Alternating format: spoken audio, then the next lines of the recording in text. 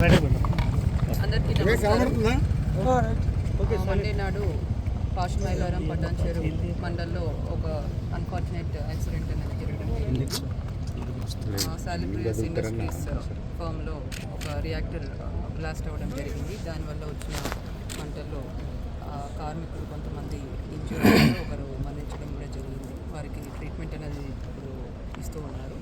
మరి దీనికి సంబంధించి ఈ పాషమైలారం ఏరియాలో ఏవైతే మనకు రెడ్ కేటగిరీ ఇండస్ట్రీస్ ఉన్నాయో అవి ఎటువంటి ఫైర్ సేఫ్టీ నార్మ్స్ పాటిస్తున్నారు అన్నది ఇన్స్పెక్ట్ చేయడానికి ఈరోజు జిల్లా ఎస్పీ గారు, ఆర్డీఓ గారు అండ్ అందరూ అధికారులతో inspector of factories, pollution control board and labour assistant commissioner అందరూ కూడా వచ్చి విజిట్ చేయడం జరిగింది.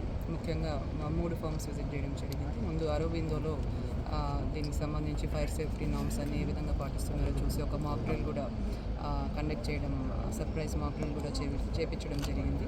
తర్వాత వైటల్ ఫామ్ అండ్ తర్వాత వెంకార్ ఫామ్ కూడా విజిట్ చేయడం జరిగింది. మరి ఏవైతే వైలేషన్స్ అబ్జర్వ్ చేసినామో వాటి మీద ఇమీడియట్ యాక్షన్ అన్నది మన pollution control board and revenue authorities will take the necessary action on these forms.